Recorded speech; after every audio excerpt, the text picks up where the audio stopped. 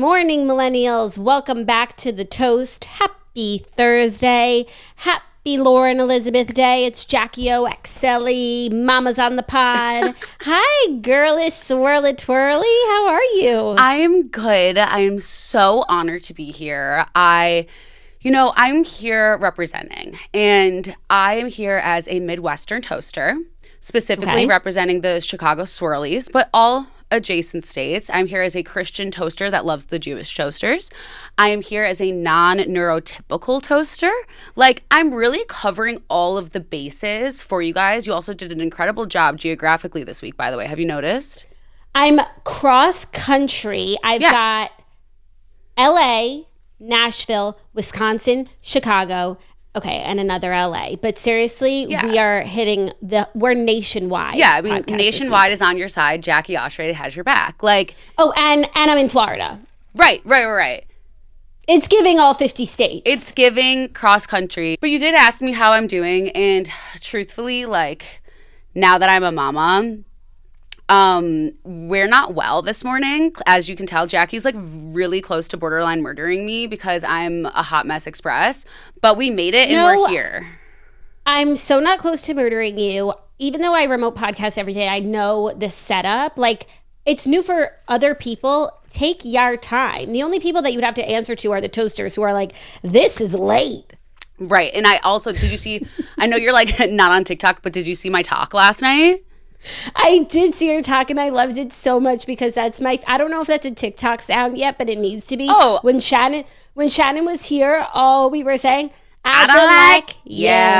Well, so I commented saying I need this to be an audio. And so then Claudia made it an audio and texted me and saying, you inspired.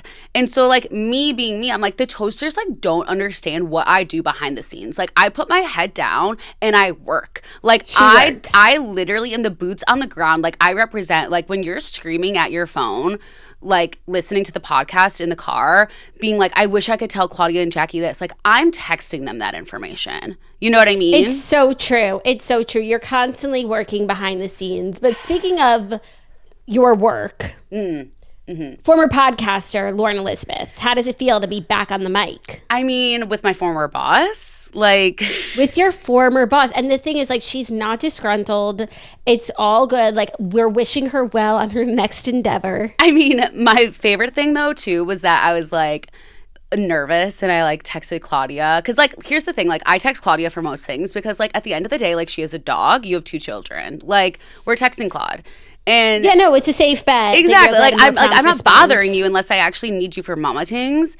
And and that's never a bother. I hope you know that. I love of course talking about mama things. Well, I'll tell everyone all the advice insights you gave me in a second. But basically I was so nervous and she was just okay, sounds good. And I was that was the easiest job. Imagine your boss just being oh, you want to quit?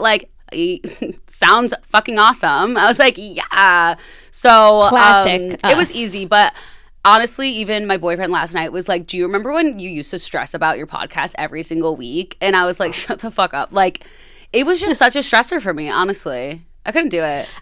You know what? I believe you. As my friend Mary Orton said on the podcast yesterday, people don't realize what goes into podcasting, even a weekly podcast. It's so much more work than you expect. Mm-hmm. And so, especially in this new era of your life, we've got to be trimming, you can't do it all. You have to trim the fat and you have to delegate, which is something I don't do. So I try to do everything myself. What's so crazy is that your podcast was really popular too. I think a lot of people, quit a flop podcast and it's not a hard decision. Well, so the thing though is that when I quit my podcast, no one's listening. Maybe we should call it a day. But that was not the case with you. It wasn't the case. A mad respect from walking away from it. Because it was very popular, but it wasn't it just couldn't, it was too much. Is my daughter going to be able to go to college now? I don't know because I stopped doing podcast ads. However, does she even want to go to college We now? don't know that. I don't know. Will college even be a thing in 18 years? I don't know. I don't care. Or will they have burned them all to the ground? Yes, exactly. And I made a TikTok if you guys want to follow me on TikTok, like, Jesus Christ, like, stop pushing it, Lauren. But I made a TikTok, like, saying how I quit, and the TikTok went fucking viral. I was like, of course, like, everyone was so excited that I quit my podcast. I was like, okay, rude.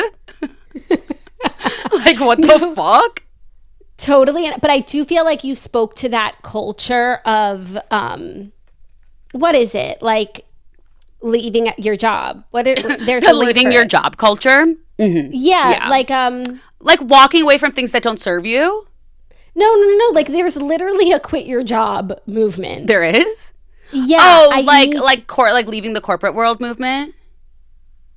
I don't know. Okay, I'm gonna stop trying. Someone's like screaming in the car, like I usually would be. Yeah, there's a word for it. And it's escaping me, but I feel like you were speaking to those people of like, this does not, but what they don't know is like, you have a million other jobs. Like, you just like tabled one piece of it. Exactly. And it's like, at the end of the day, I'm one person. And as much as I love to make everything about myself and just like talk nonstop, like there's only so much that I can talk about on different platforms. Like, I want to say stupid shit to the masses, but I don't need to do it in every single way possible, you know? Yeah, I think it was called The Great Resignation. Oh, see, I would have never come to that. So you resigned from your podcast. I 100% resigned. And you, by the way, you guys made it sound so sketchy on the podcast. Really? Yes, I love that for us. Claudia what do we after. Say? You were like, you guys said something about like TNN, and then you're like listening to the podcast, and then you guys are like Mood with Lauren Elizabeth, and then you're like, oh wait, she quit, and everyone was like, oh my god, like what happened? And I was like, they made it sound like there's drama, and it was literally me texting Claudia like, I don't want to podcast anymore. Oh my gosh, sorry for any drama that caused for you, but I really do love that for us. And I love, getting people talking and all worked up, especially when like we know behind the scenes, like there's absolutely nothing here. Like, why not make a meal of it, make it a moment, get people all like, and then everyone's like, ooh, what's the drama? What's the beef? Like, at the end of the day, this is a business, and like we do thrive on clickbait. I mean, at the end of the day, this is a business, and I personally am honored to be a small part of it, which also leads me to my next question. I made a little note on my phone of things that I wanted to ask you because I have mom brain now, which I'm sure you can relate to. But like, I was already a dumbass before I was a mom, so now I'm like actually like so fucking stupid. It's actually crazy. But I was like, if I forget to say all these things to Jackie, I'm gonna hate myself. So the first thing I would like to bring up and address for the meal of it all is, did you see my declined invite message on Paperless Post for your Toastiversary party? I think I did. Okay, so like, you said, I thought it was the most well-written thing and absolutely gorgeous, and I got no follow-up text from either of you. Would you like to comment?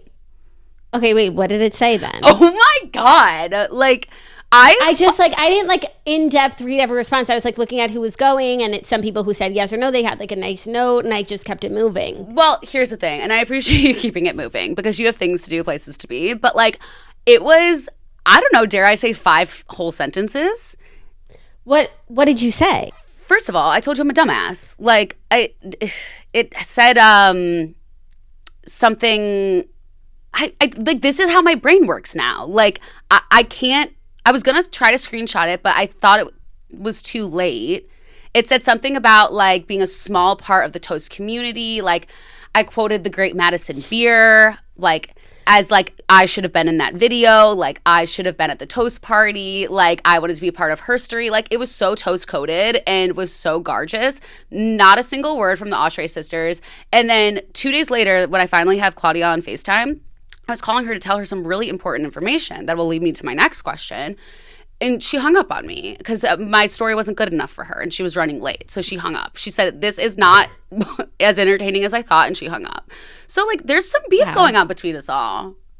That's ice cold. Okay, I'm sorry that you put effort into the note and that it wasn't received in the way that, I'm sorry for that. I mean, like, listen, there's one thing in life I love is making everything about me and complaining. And like, no, like this is a real roundabout way. And I feel like if I saw it, I probably read it and like smiled to myself. Right. But I didn't know it required a response. But I will say, I kind of know the feeling that you're talking about. I feel like whenever I write like a thank you card or something, like I'll spend a lot of time just like writing a note to someone that doesn't require a response back. But I just feel like the way that I did it kind of did. And it's like, we have to learn lessons the hard way sometimes. Yeah, it's like you didn't want to comment on my handwriting. Right. Like it builds character and personal touches. No personal touches. But at the end of the day, like I do it for you. I don't do it to get something in return.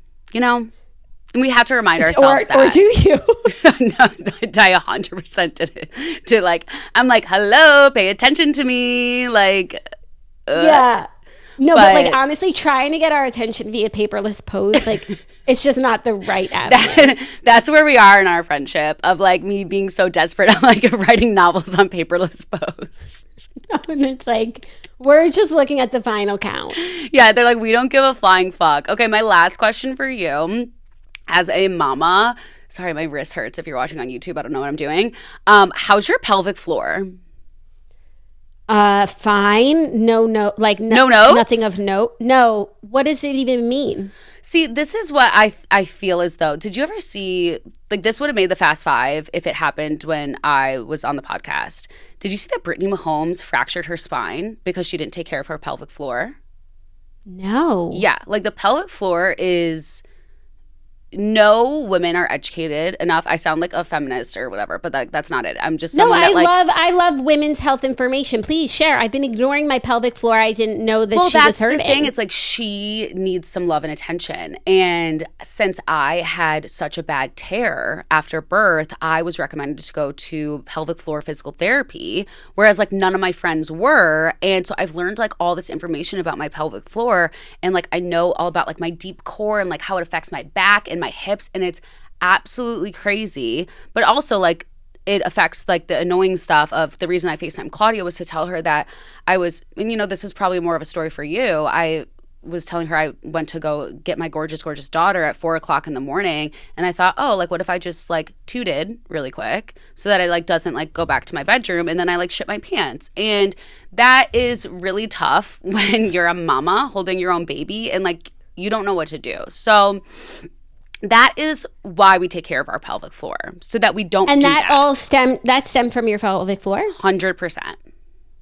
So how do I know if my pelvic floor is in need, or is it automatically in need because I've given birth? Well, so it's technically automatically in need because you've given birth. I think everyone should take care of their pelvic floor. There's people like Melissa Wood Health and like Megan Roop Sculpt Society like that now have all these like postnatal kind of like pelvic floor exercises that you can always be working. But did you ever hear like when you were pregnant to do like perineal massage?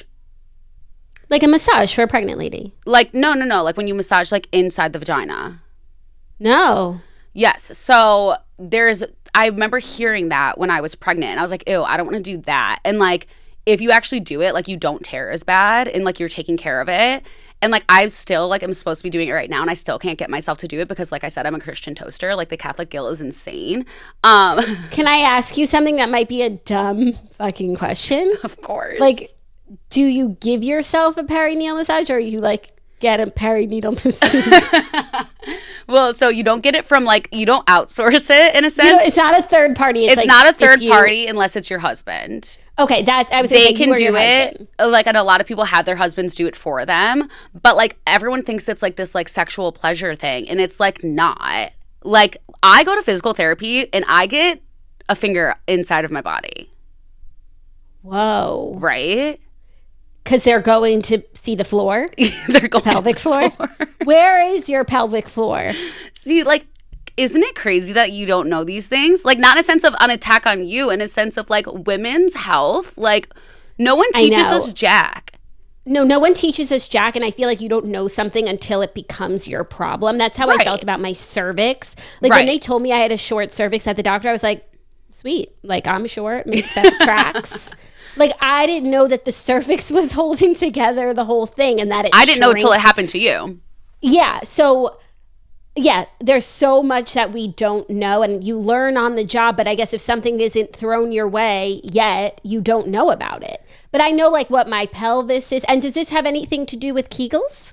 So yes, but when I talk to my girlfriends about it, because they all know that I go to physical therapy, so they're all kind of like profiting off my discomfort. Knowledge. Yes, exactly. Yeah. They're like, okay, so like what'd you do this week? So am I. They're like, let's do it. Like, show me the exercises. And the thing that you think is like, you know, me, I didn't know you were bringing a doctor on the podcast, but the thing you think is Dr. Elizabeth. Dr. Elizabeth is you think it's like Kegels, but you know how a Kegel, this is, if you're watching on YouTube, this is the gorgeous visual my friends got that they said is scarred in their brain, how it's like you go like this and it's like you're tightening. Yeah. Okay. Yeah. So when you do a Kegel, like you're like tight, but, and you think you're like exercising, right? But after you give birth, you're already in that position. Like your pelvic floor is already like tight. Like, so if you're doing Kegels after you give birth, it's almost like this muscle is so tense and you're just tensing it more. Like it's not ready yet. Okay. So it's like you're holding this like tightness, and then it's already like that all the time. Like after you give birth, like your pelvic floor is tight, tense. And if you do a Kegel, you're just tensing an already tense thing that needs to actually be relaxed and like be taken care of. And then once you're like back to square one, which I mean, you'll never be back to square one, like our bodies are vessels, then you can build up some strength again. And I know this because I have someone stick their hand inside of me and get her out, like, you know, see the whole floor plan, get a good idea of what's going on. And yeah, like Architectural Digest could never. No, they could never. Yeah, like I can just see myself like doing my 73 questions, like walking around my pelvic floor. Yeah. Anyway, I know that's a lot for the non-mama toasters, and my friends are going to be like, Lauren, did you really have to do that? But I was curious about if anyone ever checks on your pelvic floor. No one has. I have not. I didn't know it was really an area of concern. So you have been like recovering from your birth experience. Still. Are you like, where are you in your journey? So I'm 7 months postpartum, and I still go to physical therapy. I did an entire like birth story, whatever, on YouTube. So I'll do an abridged version, but basically like her shoulder. So like I only pushed for like 2 hours. Like birth was so easy. Remember I texted you and I was like, yeah, you were like, oh my God, that was amazing. Yeah. Like, peaceful. And you were like, wait, what? You were like, I want to do it every day. This was the best time of my life. You were like so confused. You're like, what the fuck? And I was like, but caveat, like postpartum was fucking miserable for like a few weeks, and I had to go to the doctor once. You know how you don't usually go for like 6 weeks to the doctor? Yeah. I went every single week to this like separate clinic because my tear was so bad. And like I had like cauterization done. I had like silver nitrate put down there. Like things were constantly happening downstairs because it was like so bad. And so I was like not okay till probably like month 4, I would say. Wow. And how are you now? You're still going to physical therapy, so it's not healed. It's healed in a sense of like physically, but like the muscles and stuff, like, you know how like when you have to like, you know when you sneeze, how you like, if you have to pee, you like hold your bladder. So like the other, like yesterday, like I had to sneeze, but then all of a sudden I had to cough at the same time. And like the next thing you know, like I peed my pants. Yeah. So that's your pelvic floor. That's your pelvic floor. Okay. Yeah. So it's like a muscle, and like that muscle is like not doing its job, and that's okay. It needs to get swole. Yeah, it needs like what's it called? GTL. Yes, exactly. It's not bussing. I'll tell you that. It's not bussing. But I just want to be fair, like a cough and a sneeze at the same time, and if you had a full bladder, like that's a lot for the pelvis. It's a lot for the pelvis. It's a lot for any pelvis. But if it were every sneeze all the time. So it was like month 1 postpartum. There was no such thing as holding in a toot. There was no clenching available. It was just, that just slipped out. So the pelvic floor also affects farts and poop? Yes. And like, I know you hate talking about this stuff. No. It's funny. I don't dislike talking about like postpartum things. I think like we need the more you know, star. Right. And it's not like gratuitous just bathroom talk for nothing. You know what I mean? Yeah. I don't feel that way. No. I just feel like it's you talk so much about labor and delivery, not you, like the overall you, that like postpartum, like thank God someone was like, no, you have to take Miralax and Colace and like all that stuff, because like I didn't have like a problem in that department, but like no one talks about it because it's like fucking disgusting. And then all of a sudden you're like home, and I'm like, oh, like the diapers thing like wasn't just like a cute like little bit. Like I'm dying. I was dying. So it seems like you're open about this. You were in diapers for poop? Oh, no, I wasn't shitting my pants. That was actually just a couple weeks ago. It was actually the morning of Claudia hosting the Vince Camuto party. So if you wanted just like a timeline. Because that was like 2 days ago. Yeah, well, because I was like, I had to FaceTime you. I had to tell you a story. And she was like, she was busy. She was busy that day. Exactly. I was like, and so she like FaceTimes me. She's like, tell me really quick. It better be good. And I'm like, it's not. Like, I just wanted to tell you that I shit my pants this morning. She's like, I got to go. Bye. And I was like, okay. Damn. But ice cold. It's cold.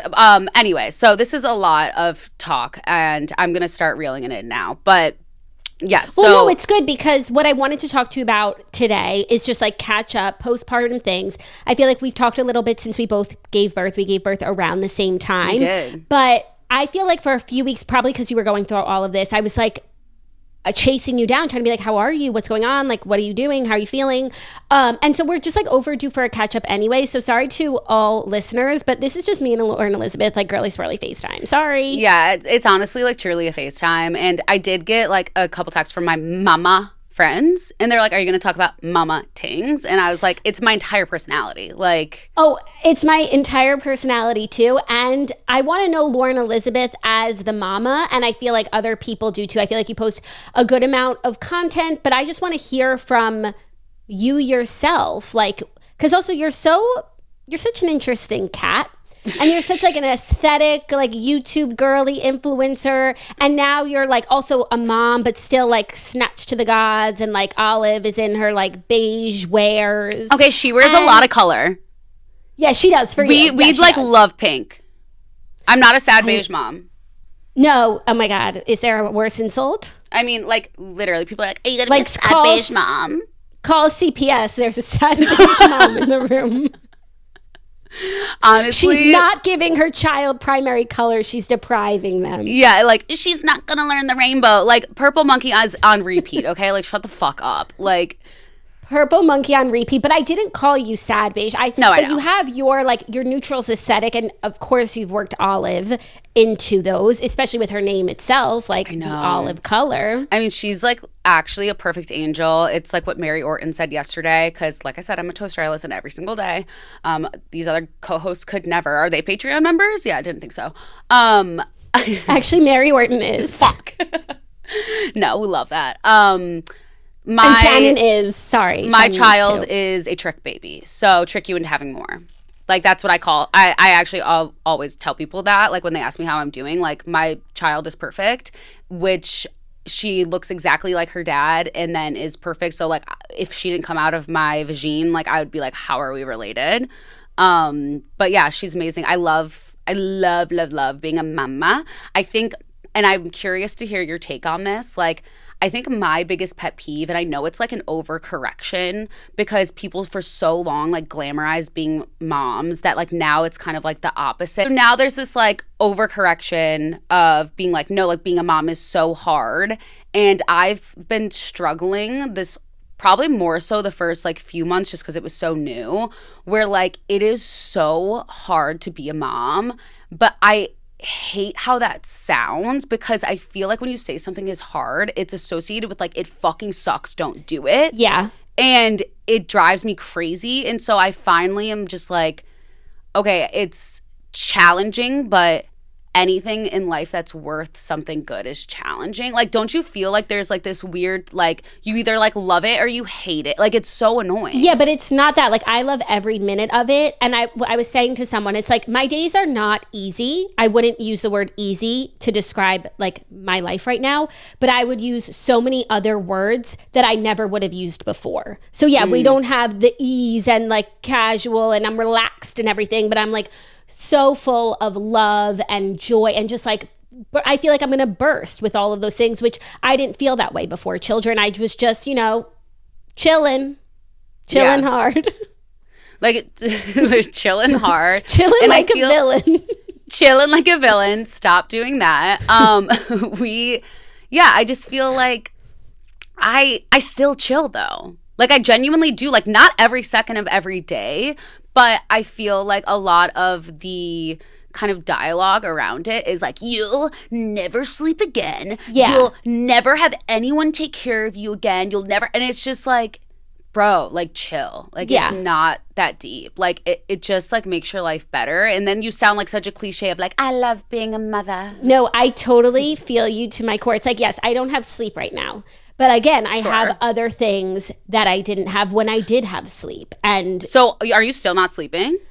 Well, as of this week, and I don't want to jinx anything, but when we were in New York, Charlie like hadn't been sleeping through the night yet. It had gotten like better to like 1 bottle in the night. And then in New York, like it was not good because we were sharing a room too. So like I think we were like just messing, and we just like kept bringing him into bed with us. So when we got back this week, I just like started anew and was going to practice like better sleep habits. And this week has been so much better. Like 3 out of 4 nights this week, he's more or less slept through the night, which is like so exciting. Also in the crib. Wow. A big hack, which I don't know if this is the thing, but we started doing it when we got home from New York, and I don't know if it's a coincidence that now he's sleeping better. Double diaper. Okay, so 2 diaper. And we've been using overnight diapers since they start making them at size 3. We've been using them since they were available to us, but double diaper. So I didn't know you could do double diaper. You know what I do? It basically looks like a giant period pad, but it's a diaper pad. So it's like diaper and a half? So it's like, yeah, like it looks like a female like pad, and I put it in the diaper. Like she like goes to sleep with a pad inside of the diaper. So it's essentially a double diaper, but someone just like created a product. Consumers. I'm a consumer. So I could easily use 2 diapers. But yeah, no, I do the same thing. Okay, great. No one tells you that. It's been really great so far. So I'm just trying a lot of like different little changes. It probably is that. I think it is. It's not like he was always waking up wet, not even close, but like maybe a little wet. Maybe, I don't know. Yeah. And like he might not like vibe like that. He might be like, I like being dry. Yeah. You know? Dry, greater whereas like than my not daughter, dry. like my daughter wakes up and she's covered in piss and she's just like, she doesn't give a shit. She's like, I just wanted you, bitch. And I'm like, she also tricks me into being like, wah, wah, like the biggest fake cry. Then I bring her in bed and she's just like, chill. She's like, I'm like, you little fucker, you just wanted to come in mommy and daddy's room. Oh yeah, but the thing is, if I bring him into bed and he's happy in bed, I'm like, great, we're all happy, back to sleep for all of us. That's how I am too, but like now I'm like, oh, like I'm starting like such bad habits. I don't think so. We used to do the same thing with Harry. Like he would sleep until 6 and then we'd bring him in bed till like 8. And oh yeah, no, I do that. I'm talking like 2 a.m. Oh, but you have to just call it a regression and move on. I know. I'm like, oh my God, she's learning a new skill. I'm like, it's a phase. Oh, she's learning something. She's growing. She's teething. She's growing. She's learning how to roll over. It's all happening, and she can't sleep. No, but for real, that's what it is. So it's okay. Let's. I'm gonna shut the fuck up because I'm going to make everything about me anyway. So I'm gonna let you do your job a little bit. Oh no, I'm having fun. Of course, like you know how I feel about about stories in general. Like I don't give a rip. Today's stories are good, but they don't require like rip the fast five. Oodles and noodles of time. And I really did want to catch up with you about postpartum ting. So I feel like we've done I feel like you did so well postpartum. Like almost to a point of like unrealistic standard, like for women.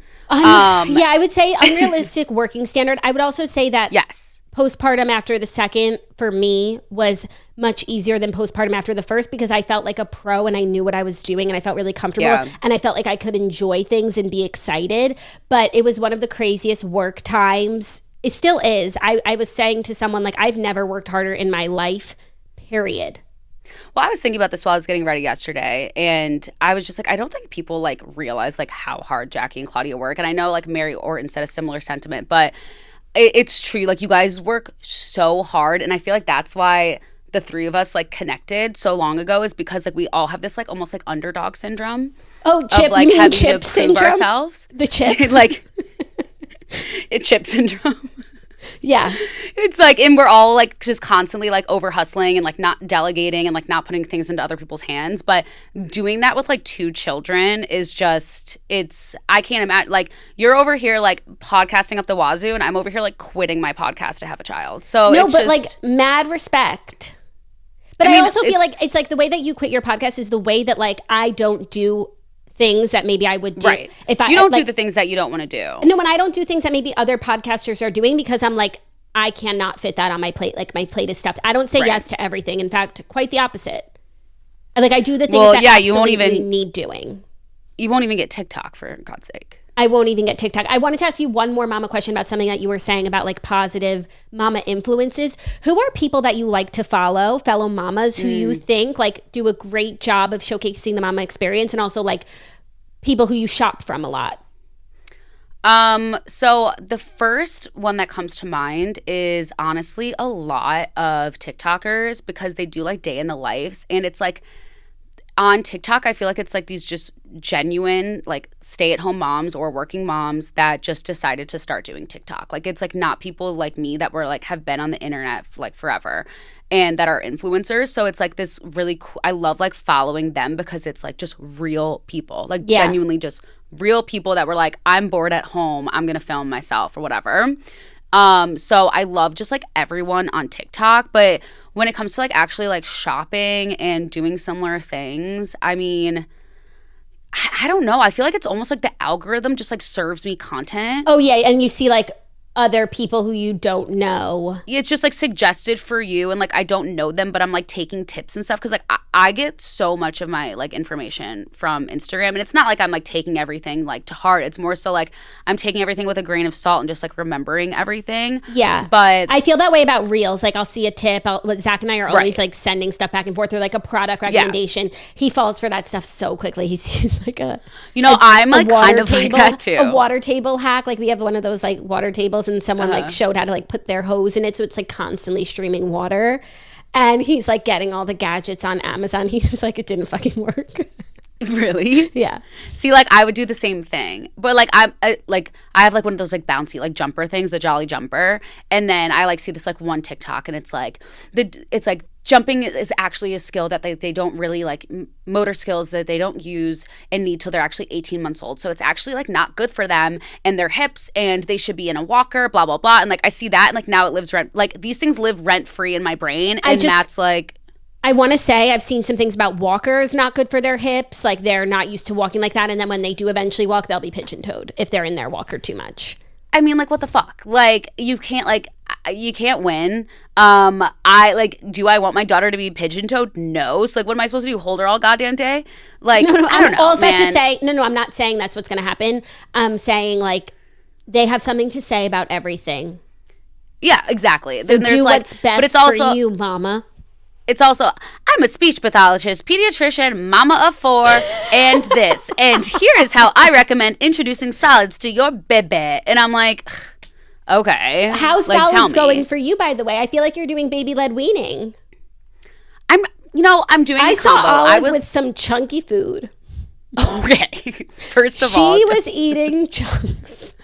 Okay. Whoa. Like chunk shaming. Like she was eating. No, that's baby-led weaning, where they eat like not puree. Oh, I know what baby-led weaning is. You think I don't get served this shit? That's what I meant by chunks, like not puree. What's the word? Okay, so solids. She doesn't love a chunky moment, honestly. She doesn't love a solid? No, she loves a puree. She's a big little spoon girl. And she loves her purees, and so I'm trying to like put more solids in front of her just for experience, because I saw a TikTok that once told me it was good for experience. And she like won't touch a fucking strawberry, and I'm like whatever. So I'm just shoving the purees down her throat. She doesn't have to eat strawberry. Yeah, she doesn't. But then all my friends' kids are eating strawberries, and I'm like, bitch, why don't you want a fucking strawberry? She doesn't like a strawberry. I know, she doesn't like a strawberry. And I feel as though strawberries are kind of inconsistent. Like one day they're good, and the next day they have no flavor, and they're white on the inside. That's what my mother-in-law was saying this morning. She was like, the ones from Costco down here taste like shit. She needs a Florida strawberry. She does. We go strawberry picking here. I'll send you some. We're gonna come berry picking. But yeah, solids are going great, and I love it because. Oh, I know. I gave her French fries. That's probably what you're thinking of. Like, I love it because, like, I'm entering my French fries. Right, that's what it was. You made French fries for her. Because I'm entering my trad wife era. I know what I'm talking about. Olive does not only eat purees. Yeah, but, like, it's because I feel like now I'm getting to, like, feel this, like, greater sense of purpose within myself now that I'm able to cook for my daughter. Like, I feel like maybe that's how mamas feel with breastfeeding. Like, I didn't really feel that. It was really bad for my mental health, so I had to stop. But now that I'm able to cook for her, like, I feel this immense joy and purpose in life, and just, like, it feels so rewarding. So like, yeah, she's getting French fries made from scratch. Nara Smith my ass. Do you find like that becoming a mama has made you crunchy and clean and caring about all these things that you might not have cared about before? Yes and no, because I think that I was a little bit crunchy and clean before. Okay. But I'm also a Midwest girly at heart. So like I grew up eating like McDonald's for breakfast and lunch. Like I'm someone that's like very much about balance. I'm like, it's not gonna fucking kill you. Like everything's gonna kill you. Pick your poison. But I'm definitely like, I try to do my best just because like when I look at her, I'm like, you're like a blank slate. Like, you know, I'm like, you don't have to eat McDonald's. Like I don't have to give that to you. Not that I would be giving her McDonald's at 6-7 months, but I mean, a McFlurry, it's puree. I mean, a McFlurry sounds a lot like Little Spoon puree to me. I mean, we gave her an ice cream sandwich like 2 days ago, and she was like, "What the fuck is this? It's freezing cold." And then she went, "Wait a second, yeah, take it back. This is nice. I'll have more." Like I want her to experience life. So I just think I always use this example. Ready? You're gonna hate it. You could die from smoking a vape, or you could die from tripping down the stairs. Are you not going to take the stairs? Wow, that's big. That's major. So equally equated. Mind blown. Knock your socks off, man. Yeah. Knock your socks off. So I don't know. I'm clean. I'm crunchy. I think you and me together... I think we're gonna start making sourdough. I think that's what I'm gonna hold us accountable to. Instagram and Mark Zuckerberg really want me to make sourdough. I'm getting there. Post is fucking sourdough. Like, I am interested in a fresh piece of sourdough, but I don't want to make it. I'm sorry. Like that's one of those things I'm saying no to. I can't put on my plate.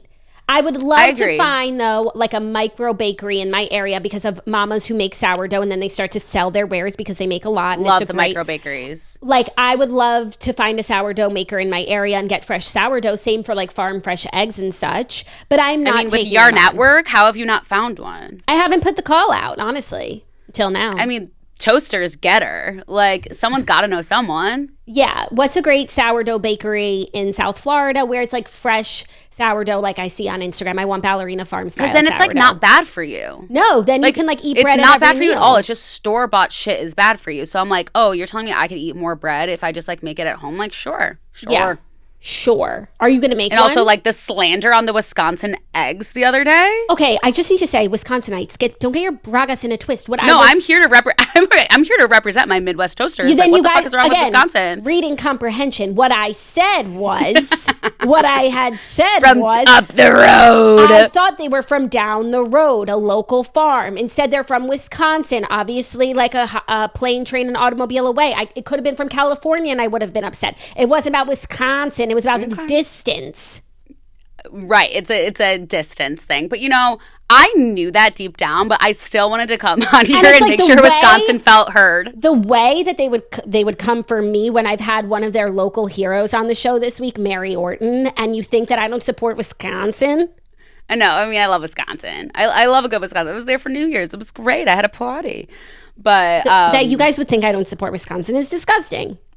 I mean, it sounded like you didn't. And then they go, they're always coming for Wisconsin. Like, what else have we done to you?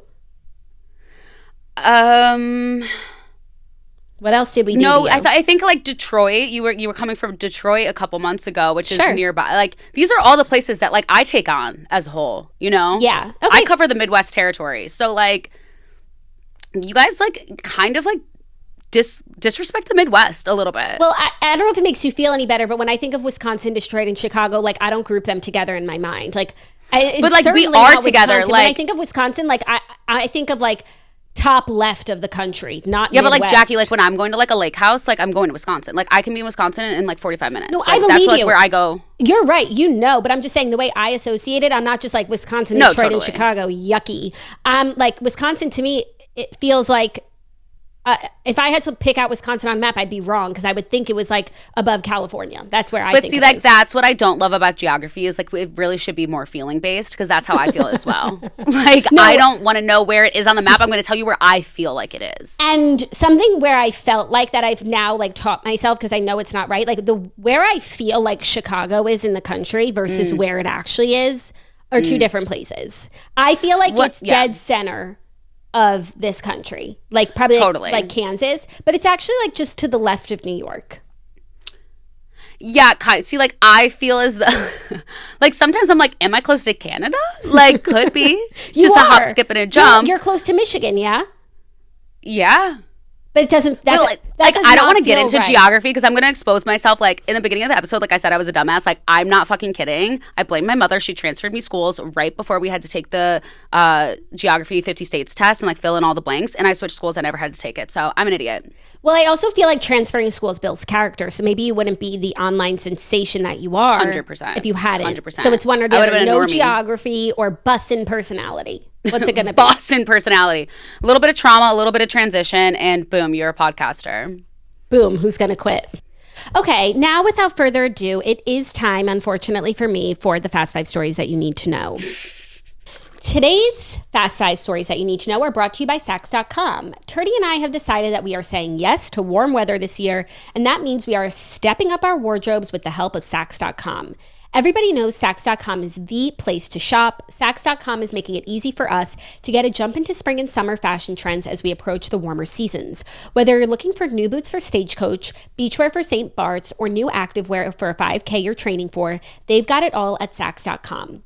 Saks.com is super fun and easy to shop with brands that we love like Staud, Loewe, and Favorite Daughter. Saks also does a great job of finding up-and-coming designers so you can hop onto new trends before everyone else. For the Eras Tour, Turdy was able to get her hands on the Danielle Guizio skirt before everyone else hopped on the trend, thanks to Saks.com.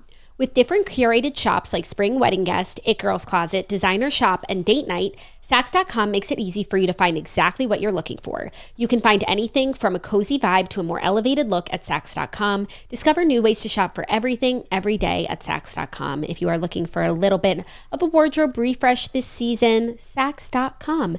Today's episode is also brought to you by Skylight Calendar. Skylight Calendar is the perfect gift for busy moms like us who love organization. You can give mom some peace of mind this Mother's Day. So the Skylight Calendar is a smart touchscreen calendar and organizer for all your chores, groceries, to-do lists, and a great way to manage appointments to make sure they never overlap and they're never missed. It helps keep busy households on track and everyone on the same page so families can get time back for moments that matter. So you guys know I loved list keeping. I love keeping a list on the toast. That translates so much so into my everyday life. I have a list for everything, things that we need in the kitchen, things in which to diaper, things in which to groom. And now we keep it all together with Skylight Calendar. Zach can access it. I can access it. It's so easy. Running a busy household can be pure chaos and stressful for the whole family. But with Skylight Calendar, it is making doing your things and keeping things top of mind so easy. So it's also a great gift for Mother's Day for the busy mom. As a special limited time offer for our listeners, get 15% off your purchase of a Skylight Calendar when you go to skylightcal.com/toast. That's SKYLIGHTCAL.com/toast. Mother's Day is coming right up, so order today to get 15% off your purchase at skylightcal.com/toast. Thank you, Skylight Calendar. Really a great brand for gifting and for mamas, and we absolutely love. Today's episode is also brought to you by BetterHelp. So BetterHelp is an amazing resource for all things mental health. How's your social battery right now? You could be drained, like, some people I know, bursting with energy, like other people I know. But, it's always great to do a pulse check and check in with someone else. It can be easy to ignore our social battery and spread ourselves thin, especially with social gatherings picking up after this winter. Al fresco is all fun and games until you're drained. What's the right amount of socializing for you, and how do you recharge? Maybe you thrive around people, or maybe you need some alone time. Therapy can give you the self-awareness to build a social life that doesn't drain your battery. So therapy is an amazing resource all times of year, but I do feel like right now there is a lot of pressure, and that can just be so mentally debilitating, and BetterHelp.com is an amazing online resource. So if you're thinking of starting therapy, give BetterHelp a try. It's entirely online, designed to be convenient, flexible, and suited to your schedule. Find your social sweet spot with BetterHelp. Visit BetterHelp.com/toast today to get 10% off your first month. That's BetterHelp, HELP.com/toast. Thank you, BetterHelp, and to all of our sponsors. Our first story today is a bit of architectural news, as Emma Roberts is sharing her new home, calling it a grown-up dollhouse in LA. So Emma Roberts gave Architectural Digest a tour of her home, and it is I feel like if you follow Emma Roberts, it's actually not a departure from where you think she would live, but I feel like if you just think of her as like Hollywood, young, modern, then you'd be surprised at the style of her home, because it's very I'm sure there's a word for it, but I feel like it's not that like typical new modern look that everyone's going for, modern farmhouse, etc. Like her house has so much personality. She has chic character. She collects dolls. Of course, she collects books. There's so much like texture and fabric and patterns in her home. And she recently moved to this home with her 3-year-old son, Rhodes. And so it's really just designed like for the two of them to just have like a magical, cozy spot. Cozy is the vibe that she's constantly going for, which I feel to my core. And I just love Emma Roberts. You know what makes me so upset though? She's not with Garrett Hudland anymore. I know. He is one of my like fantasy men. Like when I read my books, you know, my smut. Like he lives rent free in my head, and I just like I'm upset that he's not living there with her. Like she could be like even more like country for us too. Like, you know what I mean? Yeah, it's just upsetting. I feel like it's upsetting, but then I know that this must be for the absolute best, and I think there's like a lot of drama, and that they were like he was not right for her, and she I think she would be with him if it was good. So I think it was not good. Well, I mean, like, you'd assume so, right? But, like, I mean, wasn't she, like, kind of, like, into shit with Evan Peters, too? It's, like, I just, like, want her to, like, find the person that's, like, gonna be good for her and, like, good for the son, now that there's a bebe involved. But, like, so I think she has a boyfriend. She does, but, like... She talks about him in the video. What is And I think she's had a boyfriend for a while. Something that he got her something or whatever. And I remember, like, we reported a while ago about, like, a picture of her and a guy. So they've been together for a while. Yeah, it's just, you know, it's always like a boyfriend. Like, I want her to find the one, you know? I agree with that. But I hate the term, I hate the term adult dollhouse. Like, that made me sick when you sent it. Like, I hated that. Which part? Because, you know, she collects dolls. All of it. Like, I didn't know that. Like, literally, you texted me the article. You're like, this is what we're going to talk about. And it said, Emma Roberts, like, Architectural Digest, grown up adult dollhouse. I was like, I can't even say it. Like, what's funny though, it's gross. It's like it's a dollhouse in the sense that like it's a house for all of her dolls. But when I think of aesthetically like what a dollhouse is, like I don't think of this. I think of like Polly Pocket, like Paris Hilton's house is a dollhouse to me. That's true. That's like a Barbie, like a Barbie dream house. Yeah, I feel like this is more like old school dollhouse, like Jenna Rink. You see the back of the house. Every room is really decorated. Yeah, like different like patterns and fabrics, and I mean, I love interior design, obviously, and I love that she is into all the character pieces and different patterns and textures and all that stuff. I think my biggest pet peeve is when people like try to act like they're like so cool and so different. Like, yeah, like I love books and I like love collecting, but like she doesn't give me that vibe. She gives me the vibe, like a genuine vibe of like she actually likes that stuff, and I think it's very her. I agree. It does not seem put on at all. Yeah. Actually, now in looking at pictures of her home and just knowing the XLE aesthetic, I feel like, you know, they're two separate circles as a Venn diagram. There's like, I think a little bit of like a crossover in like some stuff of like, I would go like antiquing at her place and find a couple knickknacks. Okay, that's cool. Also, what I thought was interesting is the design firm that she hired for her house, Pearson Ward, they had said that they never want a home to look new. That is a very common thing. I think I always refer to it too as commercial, which basically means that like you're going to go and you're going to buy all of your stuff at one time, like at the same time in one place. So like whenever I would move, my mom would always say like, do not just like move into this apartment and go to West Elm, Crate and Barrel, and CB2, buy all this crap and have your apartment be fully done. Like you have to be able to collect things and like antique things and grow with things so it looks like a home that's actually lived in, not just like this brand new staged home. So I do agree with that. I agree with that too, but then how did they achieve that look? You know, I guess actually she's been living here for a while because she talked about how she lived there and her bathroom floors were white, then they switched to the tile, and then she had like a ballerina bar in her bathroom from the old owners. Right. She wound up not using it, so eventually she put in a vanity. So I do feel like this is like staggered renovating and design. Yeah, it's staggered renovating and design, and I think it's also like making sure like you don't do everything in one sitting in one place. So it could also just be like, unless then you really look like the showroom for restoration hardware. Right. So it's like I didn't some ever thought pieces. of that. I never thought of that as a bad thing. Like when I've seen other people who like, I'm like, because it makes jealous. it look really put together. Yeah, it makes it look really put together. You're like, damn, like I'm literally at Restoration Hardware. Like that's sick. Yeah, but then it's like, do you live there? Do you have kids? Yeah, and it's like, what are your kids? What are they going to remember from like, just things about your house that are so unique to your house? She talked about how she put wallpaper on her son's ceiling because she remembers growing up like looking like you spend so much time like as a kid looking up at your ceiling and like just contemplating life, and that's like a seared in memory in your brain. Like she had like glow in the dark stars, and so he has like this duck wallpaper on his ceiling that I'm sure in 20 years when he sees that wallpaper, like it's gonna take him back. Oh yeah. Oh my God. I mean, that's so cute, especially when you're thinking of like putting things together. Like I even saw a meme the other day that was like, the craziest part about being a parent is realizing that you're now responsible for someone's house smell. Oh yeah. You know how like when you would go to your friend's house and you'd be like, oh, it smells like Greg's house or whatever. I'm like, oh my God, like what the fuck is my house smell gonna like? What are they gonna say? I know. We need to like and the thing about your smell is you can't smell it. That's the thing. That's why like it's so I'll never stressful. know what it is. Right. I guess you need like a close friend to come in and just like give it a stamp of approval or be like, you need. Well, yeah. How do you even change your smell? How you that's change the your thing. detergent? It's detergent. You can change all your cleaning products. Exactly. And then candles. Like I think anything that has a scent that is in your home on a regular basis all combines with then like your body odor and pheromones, and then it's like your house smell. But I think it's mostly detergent. I think it's mostly detergent. Scent. Like candles and stuff. Yeah. Don't you think? And maybe bath products. Oh, yes, because it's like your soap. Yeah. Yeah. Yeah.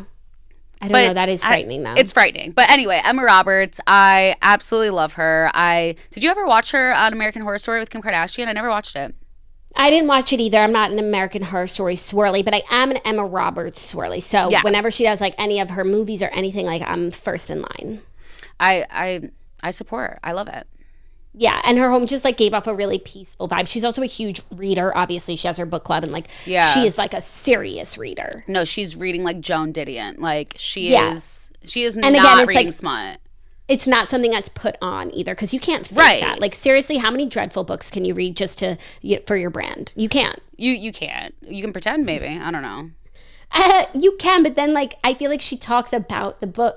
I mean, unless oh my it's God. like this huge lifelong grift where she's like reading Spark Notes or an assistant is reading it and like telling her what to say. But that would seriously be like sociopathic behavior, and I don't for one second think that. But I guess it could be done. It could be done. It could be done, especially if you're not like a big talker. Like you're not going on podcasts all the time. Like no one's asking you questions. But I have to admit I did something. What did you do? You became a redhead? I'm so close to finishing Bye Bye Baby. I was trying so hard to finish it. By the time we podcasted together, I love it so far. And you were dead on. I'll only speak to what you've said on the toast, not the redheads, because I haven't finished it either. And so I haven't listened to the episode. But she does a really good job of like talking about the influencer. You know, like saying like, I like pulled out my phone, I posted this story. It's like, I see parts of myself in her that it makes me hate myself, obviously. I'm like, oh my God, I'm insufferable. But then there's other parts where I'm like, oh, okay, like, no, like she, like, I keep going back and forth of like who I feel for between the two characters, essentially, right now. Finish the book, and then you have to listen to the redheads, and then I do want to chat with you about it. I agree. There are parts of her that I see myself, but I don't dislike, and then there are other things that she does that are insufferable. I'm like, oh, well, at least I don't do that. Right. It's like there's like parts that there's like human parts that I feel connected to, and then there's other parts where I'm like, okay, like this is like a little bit like redonkulous, but then like I hated Billy at the beginning, and now I'm like starting to like really feel for her, and so I'm like, how am I gonna get here, you know what I mean? But the thing that I did is I bought Demon Copperhead, hardcover at Target. And are you going to read it or are you going to walk around with it?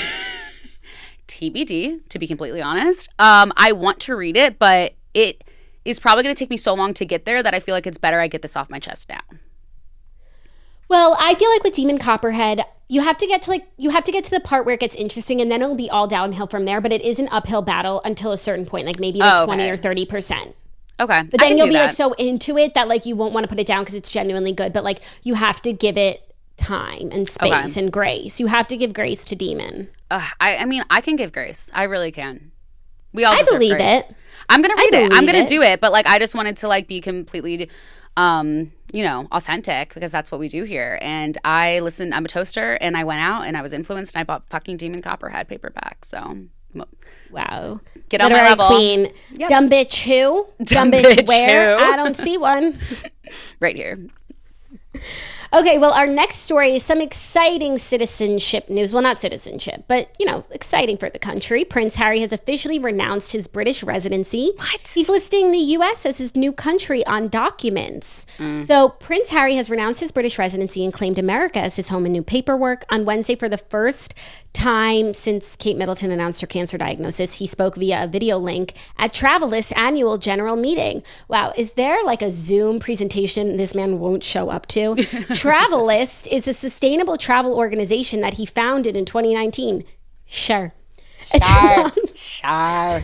It's a nonprofit based in London and is part of the organization's procedures at the end of the year. Company returns were filed with Harry's new details. On it, he declared that his new country/state was now the United States. I'm sorry, but for a man who like literally doesn't have one job, he has so many. Like he does Travelist, he does, mentalhelp.com, whatever that one is. He does BostonMentalHelp.com. His polo documentary, which they were seen in Florida at the polo tourney. Is he physically in it, or is he just like producing, directing? I think both, but I don't know.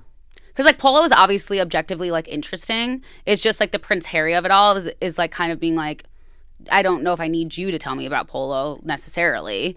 But then also like you're renouncing, like you're not a part of the U.S. anymore, then why are you talking to me about polo? Like pick a side. It's so true. Pick I know a side. They really like can't find their footing, their branding footing. I think they're working on it, and hopefully they'll get to where they need to go. And it might be American Riviera Orchard, but they're which I love, by the way. It's giving Ballerina Farm. It is, but I'd rather see Ballerina Farm. That's the thing. It's like I don't know if you can do it as well, and I just feel their branding is so weird for two people that have like endless amounts of resources. You have the most random fucking jobs.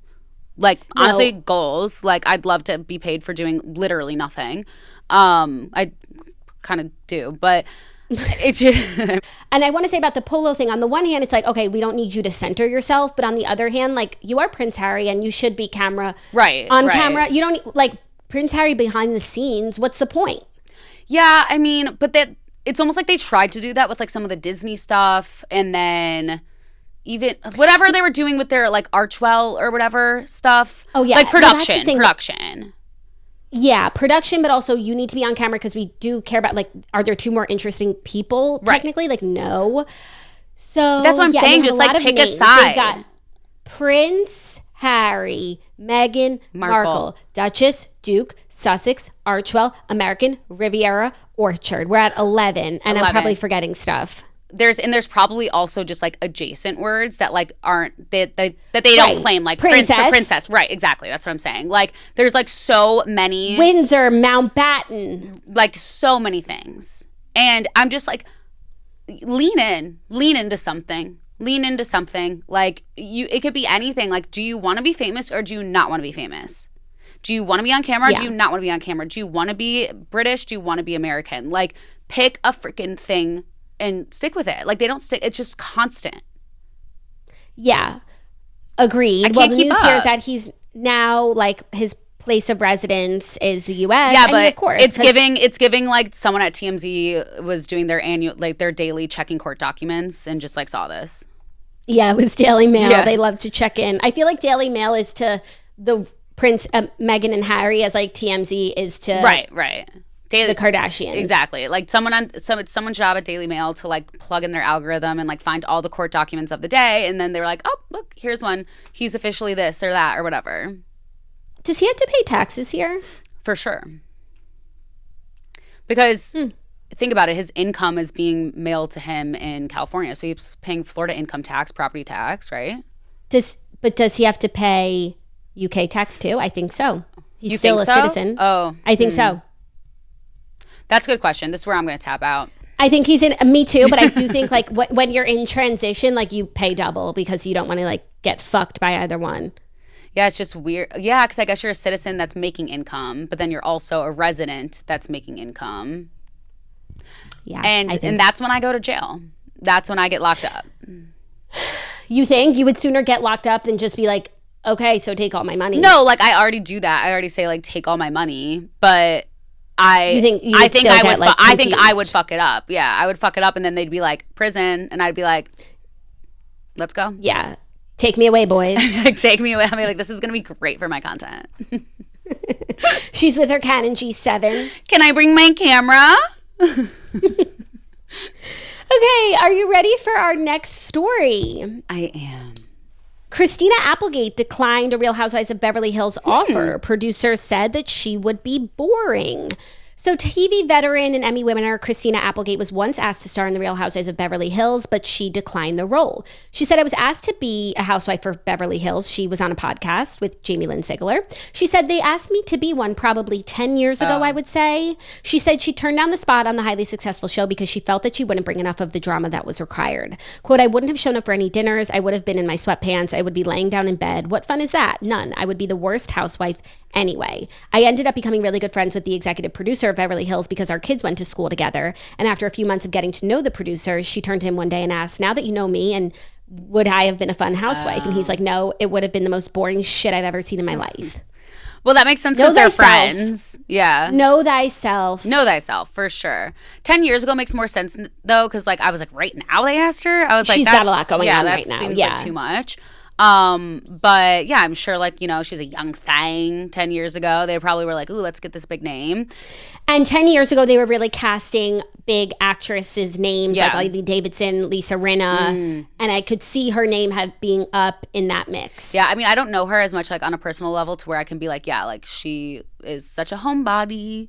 But like you said, know thyself. And you have to, even if you are that type of person, if you sign up for that show, you just have to like go do the things that you wouldn't normally do. So it's like if you're not willing to like play the game, I don't even know if I would be willing to play the game, to be honest. Yeah, because we are homebodies. Yeah, it's like I just want to be with the kids at home on the couch on my phone. Yeah. But I do think to a degree, like if you're going to be a working mom, being a Real Housewife isn't the worst job. Right. You know, it's filmed seasonally. So like you have a couple busy months. I guess you have to take those cast trips. So that's hard. But you film a few hours during the day and then you're kind of off for the rest of the year. You make a good living. For like the stay at home working mom hybrid, which I think is what a lot of moms are doing now. Yeah. You know, work, even like moms who work from home, a corporate job and work from home, but they're also technically stay at home moms. Well, that's what I'm saying. It's like if you don't have like childcare, like while you're working, like you're still a stay-at-home mom. You're just not like a trad wife because you're technically a trad wife is someone that doesn't have a job or income or like anything like that. Yes. And not like the aesthetic, but like the actual like definition. But I feel like if you're a Beverly Hills housewife, like you're in a position where you're probably chilling like a villain. Like you got money, bunny, and you're hanging. Oh, that's true. You know what I mean? That's kind so of a it's like it's a right. Yeah, and so it's like it's a nice job in a sense of like if you want to like be famous, I guess, which a lot of them do. But she was already famous. Of them do, and it's like trad wife. I always forget like it's about not like being a traditional wife in the sense of like not working, but I always more so think of it as like cooking and cleaning, right? But also like working. And but now there's like all this like like not drama, but you know, I'm deep on the talk, and everyone's like, Nara Smith's not a trad wife because and like because she's not. I mean, think about it. She has her husband also take care of the children. He cleans, he does her hair, he does the kids' hair. She is a supermodel. She works. She's an influencer. She edits. Like, technically speaking, like, she is a working mama. Yeah. She just cooks from scratch. Like, it's more a compliment. She's a homesteading, working mom wife. Like, when I take a blueberry and I smush it with my fingers to give to my child, I'm a trad wife homesteader.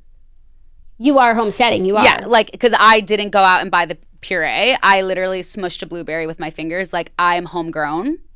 I'm homestead. Yeah. You know, like, yeah, I might as well go to Wisconsin. Like, I could get eggs from up the road in Wisconsin. You could. You should go to that farm. I'm going to find it. But yeah, like, I love being in my trad wife homestead era, but like, ultimately, like, we aren't technically abiding by the definition. Yeah, I know. But it's like, so on the one hand, it's like, I guess trad wife is meant to be, like, you should be like relieved to not be called a trad wife. Or I don't, but it's like, no, call me a trad wife, even though I'm like, certainly not, but I am. That's what I'm saying. I'm like, I'm not, but I am. I'm not, but I am. Like, maybe. Okay, so we need a third word. Right. We need a third word. Like, what are we then? We're stay-at-home working moms. Yeah, but it's just like, then people are like, yeah, but your job is so easy. Like, you're not a real working mom. It's like, so am I working or am I not? Like, I'm not a stay-at-home mom, but I'm not a working mom. So, like, literally, what am I? Yeah. Sound off in the comments. Yeah, but we do need a third word. Yeah, because it's like the in-between working, like, it's like a hybrid, right? Yeah, like stay-at-home working mom, and then also homesteading if you are smushing your own blueberries. Well, that's the thing. It's like, I really, truly identify with homesteading and trad. Like, Me too. Like, I'm very close to making my own sourdough. So, like, I want to somehow find a word that, like, has to do with that for us, you know? Yeah. I want to still have that rustic energy in our new definition. Like a modern wife. Mod wife. Oh, sounds a little like mob wife. I like it though, because we're gangsters. We're gangsta. My sourdough has garlic in it, motherfucker. Watch out, it packs a punch. Have you ever met two more gangster girls? Literally never. We're mod wives. Mod wives. Homesteading mod wives. Homesteading mod wives. And you know what? People then, you know how like then the mod wives and the trad wives, they like make a TikTok with someone speaking on top of them. Like, and it's usually 100%. From a podcast. Yeah. Someone's going to clip this for sure. Please do. Please Rip do. me a new asshole. Because like we kind of don't know how to. It's already ripped. It's already ripped. It's already ripped. Let's get into our last two stories, which are a bit of content news, but I have to let you know that today's stories are brought to you by Storyworth. So Storyworth is another amazing gift idea. We're getting into gifting season, Mother's Day, Father's Day, and these are the brands that you need to know. And Storyworth is so beautiful and so gorgeous. So there are some stories from our parents that we truly never get tired of hearing. From hilarious to heartfelt, tear-jerking to plot twisting, them retelling the events always brings us joy. Just in time for Mother's Day, we found the perfect gift that captures all of the stories for our family forever. It's called Storyworth, and Storyworth helps you preserve precious memories and stories from your family members for years to come. So here's how it works. Each week, Storyworth emails your loved one a thought-provoking question that you get to help pick. It's like really great questions that you might not even think to ask. Storyworth makes the writing process a breeze, so they respond answering the question. They do this every week for a year, and then by the end, Storyworth puts it all together, compiles the stories into photos into a beautiful keepsake hardcover book that you'll be able to share and revisit for generations to come. You can even keep a copy of the book for yourself. So families love Storyworth. That's why it has more than 25,000 five-star reviews on Trustpilot, with millions of stories preserved since they were founded over 10 years ago. Give all the mamas in your life a unique, heartfelt gift you'll all cherish for years, Storyworth. Right now, save $10 on your first purchase when you go to storyworth.com/toast. That's storyworth.com/toast to save $10 on your first purchase. As a couple of mamas here, this is such a great gift. Also, it's a digital gift, which is really great. You know, you don't have to lug anything around from town to town, and you can also get it last minute if you find that you are someone who is a last minute shopper. Today's episode is also brought to you by Built. Built is breaking ground as the first rewards program that hooks you up with points on your rent. Even if you're still rocking the old school rent check vibes, Built Rewards has got your back. They'll mail the check for you. It's like having a personal rent-paying assistant. Every month, pay your rent and watch the Built points roll in. Use points to jet off on a dream vacation. Put your points toward a flight or hotel stay with 500 plus airlines, 700,000 hotels and properties. Use your points to sweat it out. Redeem your points to book fitness studio classes. You can also use your points towards a future rent payment or toward a future down payment on a home. It's so genius to get points on your rent, which is probably like your biggest expense, and we deserve to be getting points on that. Pay rent hassle-free through the Built Rewards app. Your rent game just got a major upgrade. So, Built, you can go to joinbuilt.com/toast to start earning points by paying rent right now with Built at joinbuilt.com/toast. Start earning points on your rent, major key, and live your best life with your points. Thank you, Built. Our next story is a bit of children's content news. I don't know if you've seen this, but Bluey sort of like broke the internet this week. This was on my list of things to ask you about.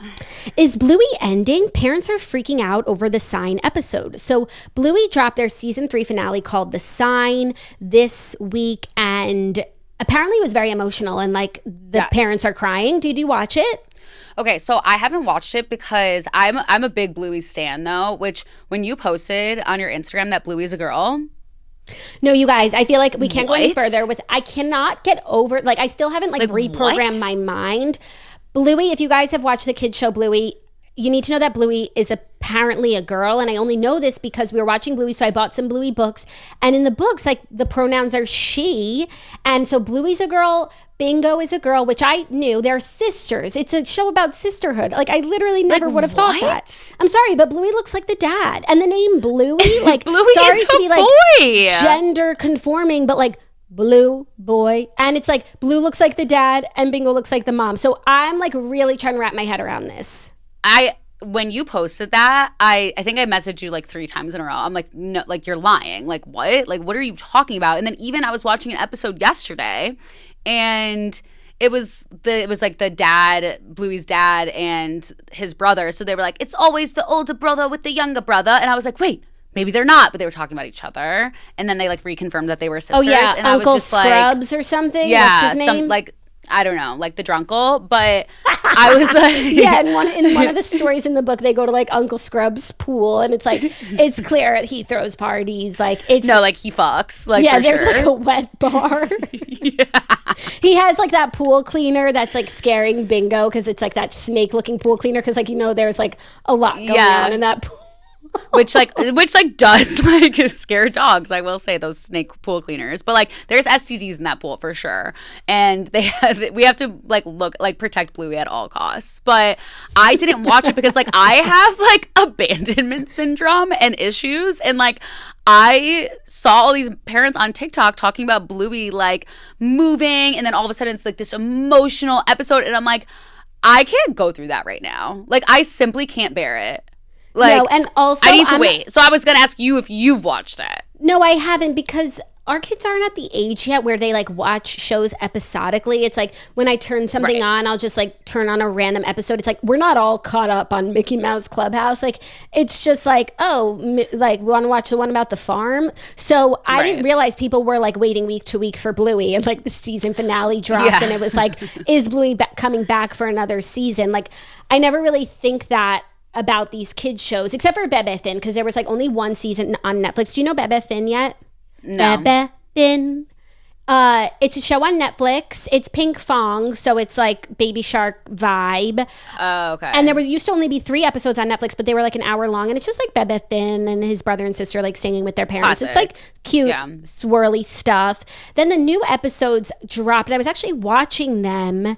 And I feel like Bebe Finn started as, you know, I'm very critical of shows that are like too fast paced and like drugs for children. Like, you know what I mean? Yeah. I'm sure you've seen content like Coco Melon is crap. Coco Melon, I refuse. So we don't do Coco Melon. because it cuts screens like too quickly, like it's like flashing lights, and it's addicting, amphetamine. And it's meant to be because they want the kids to like watch it forever and get them hooked. So we don't watch stuff like that. And I felt like with Bebe Finn, it was just like, you know, singing nursery rhymes, having fun, like learning things. But I felt like season 2, it was like they hooked you in with season 1, because it's like, oh, okay, Bebe Finn, like he's a lovable character. And then, oh, so of course we're gonna watch season 2. We want more content, and like season 2 is giving drugs. Oh. Bright lights. Well, because they conformed. Like, that's what happens. Like, drugs will get you. Yeah, like, they were like, everyone's doing it. Let's do it. I feel like they sucked you in with season 1, being like, oh, this show is mild. Yeah. So you're like, okay, Bebe Finn is drug. Good. And then they're like, and now we're going to hit you with the drugs, and you're addicted to Bebe Finn for life. Bebe Finn, gateway drug, season 1.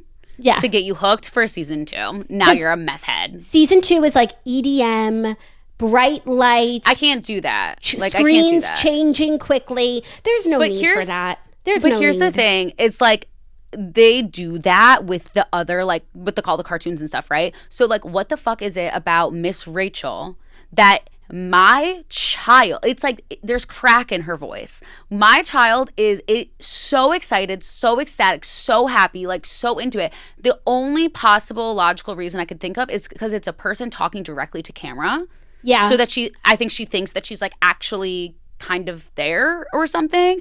But like she likes Miss Rachel more than like Bluey. I mean, she's only 7 months old, but like she fucks with Miss Rachel. Like, hard. The kids do love Miss Rachel. I feel like it feels like kind of like a family member being on FaceTime, but it's like also bigger. And she does talk like directly to them using like that sing-songy voice that's attractive for children. But like all the good reasons. They like it for all the good reasons. Yes. I don't feel like Miss Rachel is a drug pusher. No, she's not. She doesn't. She's not a drug pusher. She's not a drug pusher. That's been always like a good thing about Bluey, is that it's very slow paced. It's not razzle dazzle. Like, it's not the most interesting thing to look at. And now they're toying with people's emotions now. Well, it's like, I mean, you become so much more critical as a parent. Like, you don't realize like how much these shows are like made by adults till you're an adult watching it, you know? Mm-hmm. And like you're getting like emotional, and I even am just like overly critical. Like when Bluey like does something, I'm like, is that like okay? Like, is that like teaching her like the right thing? Like, psychopath. Right. Sometimes, no, I totally agree. I feel like sometimes Bluey's always complaining like about waking up and eating healthy. I'm like, can you shut the fuck up and pretend like these things are good? Like, seriously, stop. You're setting a bad example. Like, like that's what I'm saying. Like, Harry didn't know that a blueberry was a healthy, non-fun snack until you fucking said so. Exactly. And he's like praying. He's like, mom. And then he's like, Bluey, you can't do that. Yes, I can. And I'm like, whoa, Bluey, like, listen to your mom. Like, calm down. It's giving bad behavior. And also by the end of the episode, like, Bluey usually falls in line. But like, we don't watch the whole episode. So we're just like midway where like Bluey's kind of like an independent. A blueberry hater. Like, waking up stinks. Going like to school stinks. Like, okay. Yeah, like, Bluey, like, that's our job. Tune into the toast. We'll complain 5 days a week. But, like, that, you're supposed to be setting a good example. I totally agree. You're a role model. And so, like, I become overly critical. So I don't think that this episode was necessarily, like, one of those situations of, like, setting a bad example, like, teaching kids something. I think it more so is, like, one of those examples of this was made by adults to pull at adults' heartstrings. And, like, the kids probably don't know as much of what's going on. But I did see a guy on TikTok being like, we were so excited because, like, we're moving and then Bluey's moving at the same time that we're moving. So it was, like, all great. Like, you know, teach our kids about moving and get them excited to move and have them help. And then he was like, and then it just went downhill and we're all crying. Yeah, but I want to say, like, I think for older kids, like, they feel that way about, like, healthy food and waking up and going to school. And so then Bluey, like, echoes what they already feel, but then they see how Bluey overcomes and how mom is right. And they watch the whole episode because, like, they're older. And so for them, yes, I'm just saying, like, at this age, I'm like, can you cool it with the complaining? Like, he didn't know. He didn't know that these things weren't fun. So that is something. Also, I've been, like, thinking recently, it's like, especially with Quiet on Set, it's like, I feel like these kids programmers, like, and these studios, it's like, does anybody give a damn about the kids watching? Like, what are we creating this content for? Like, is it really just for money? In which case, like, you're gonna make it addicting and you're gonna be the one that the kid wants to watch the most. And like, but does anyone care about, like, the kids, what's best for them?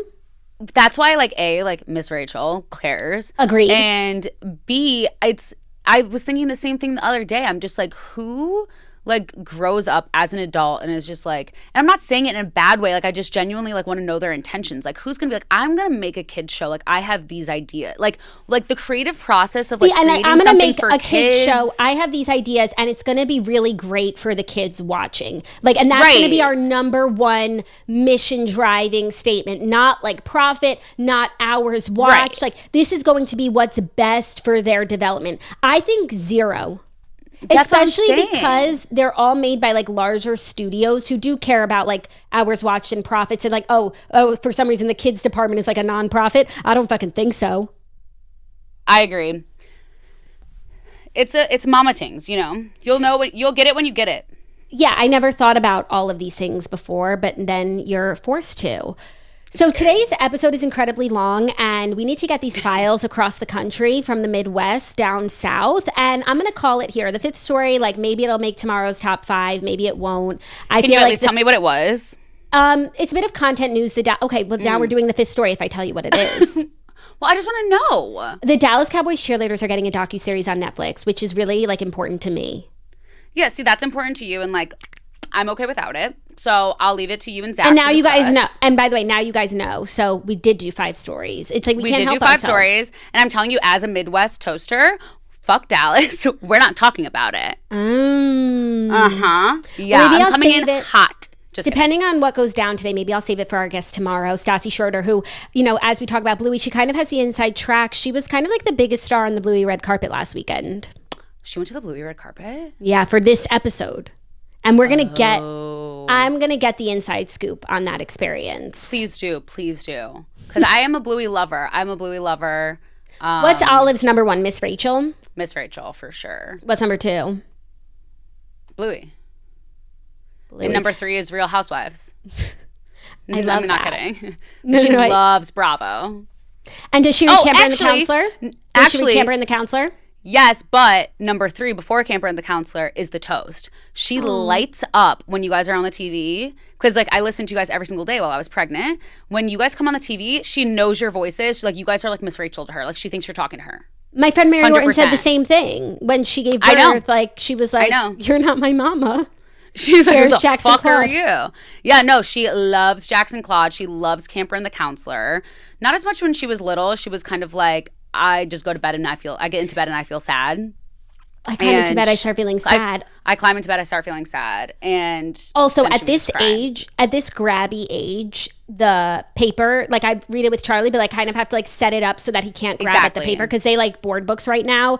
Of course, the Camper and the Counselor should be made into a board book, and I will. It really should. It really should because it would make my life a lot easier. He loves it so much, not to hype myself up, but like he absolutely loves it. What I love about, and now that we're talking about kids content, about Camper and Counselors, I feel like the animations are so bright that they actually can compete with TV. Other books are more like abstract, like The Giving Tree.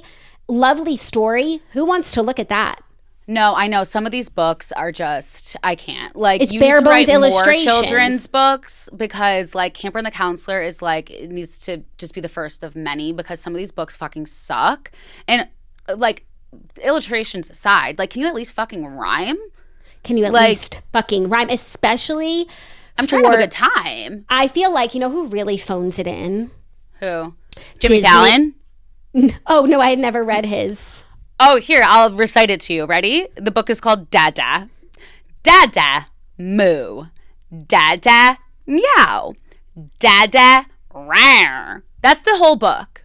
That's the book, Jackie. Oh, wow.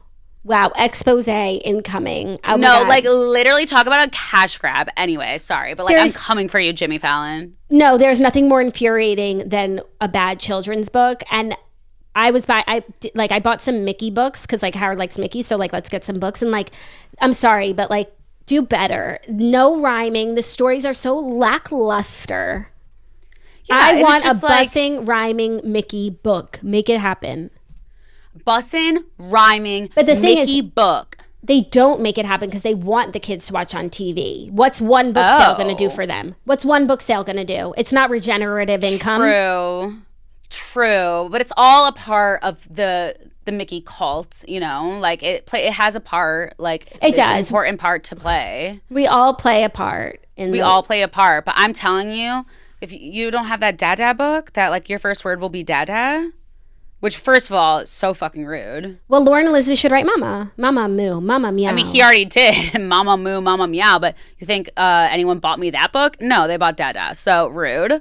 Anyway. Can I just say like one more mama frustration? That I always mean to say on the show because I think it's like so funny and so real. The wheels on the bus. So there are a couple different versions of the wheels on the bus, but like a lot of them end with like the mama's on the bus say shh, shh, shh, and then the daddies on the bus say I love you. So the mamas say shh to the baby crying and the daddies say I love you. And I just want to say, like, first of all, are the dads even on the bus?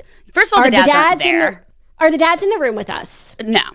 And that the mamas would say there is a baby crying and mom and dad are both there. Like, it's not mom saying shh and daddy saying I love you. Like, it's just not.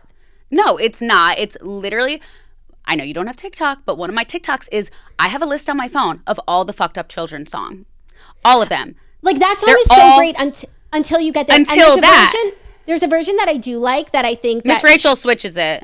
So there's the mommy on the bus says, I love you, I love you, I love you. The daddy on the bus says, I love you too, all through the town. Oh, that's cute. But, like, together, we both love you. Not one of us is being like, shh, rude. Yeah, because I'm like, oh, of course the dad's saying, I love you, and mom's doing like the taking care and discipline. Yeah, naggy bitch like, mom. Yeah, exactly. Naggy bitch mom. I always say the mama on the bus says kiss, kiss, kiss, because I always like kiss, you know? Oh, that's so cute. I improv the wheels on the bus, actually, because it's like one of her favorites. So like there are so many different people. Like sometimes you're on the bus. Like Jackie's on the bus saying toast, toast, toast, toast, toast. Like she doesn't know what I'm fucking saying.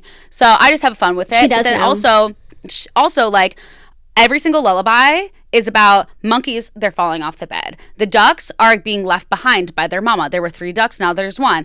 There's we were in bed. We were all feeling scared, so we climb into bed. There's the bassinet falling. The rockabye baby. The rockabye baby. Like, if you listen, see the bunnies sleeping. See the bunnies sleeping. They're so still. Are they ill? Hop, little soon. bunnies, hop, hop, hop. Wake up soon. Like, everyone's always fucking dying. And also, even You Are My Sunshine, like the second part that gets kind of left behind is like, you are my sunshine, my only sunshine, you make me happy when skies are gray. You'll never know, dear, how much I love you. Please take my sunshine away. As I would, frick. Oh, wait. It's like, oh my God. Oh my God, I literally sing this all the time. Wait, what is it? I'm not going to be able to think of it. I'm getting it. It's, the other night, dear, as I lay sleeping, I dreamed I held you in my arms. When I awoke, dear, I was mistaken. So I hung my head and cried. You're lying. I'm not lying. Like, what? This is what I was saying about the fucking kids' TV shows. Who the fuck is doing all this stuff? Like, what is going on? These people are sick. You know what? I feel really inspired to have this conversation with you because I feel like we started TNN and you were one of our first podcasts because it's like we wanted to give people like premium content around the clock. And now I feel motivated. We have to start CNN, Children's News Network. And we need to be creating positive content that's just like, it's literally be a nonprofit because I don't care what we make, even though we'll make billions because the parents will love us. Even though like I do need income.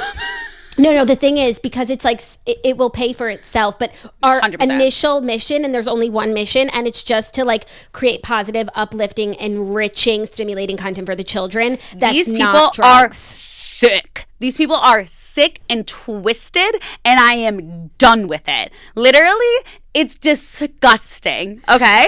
Oh my God, I'm dying. We have to end this episode so that I can get it out. I know. Because the people need to hear this, Lauren. Like, this they do. I could talk about this for so long. I had to pee so fucking bad. That pelvic floor is working overtime. My pelvic floor cannot hold this pee in any longer. Okay, well, I'm I love so you grateful so much. to be a toaster. I love you so much. Thank you so much for being in Your Network. I will Where talk to you can everyone follow you and all your Lauren Elizabeth on everything, mama content, it girl content. Yeah, I just called myself an it girl because it's just a fucking phrase, okay? It's just like an aesthetic. I hate myself. Everyone knows that. By the way, do you remember that when you were starting your podcast and we were trying to come up with names for it, like I wanted you to call it the It Girl Podcast? Yeah, Tig's Who? Like, oh my God, Tig by Megan. Oh, I didn't even know that at the time. No, but I just like see you as an it girl, and now you're an mama it girl, and so you're mom. You're an it mom, and you're allowed to say it because I'm saying it. Okay, thank you. It's more just an aesthetic. Anyway, pelvic floor, gotta go. Love you guys. Bye. Bye.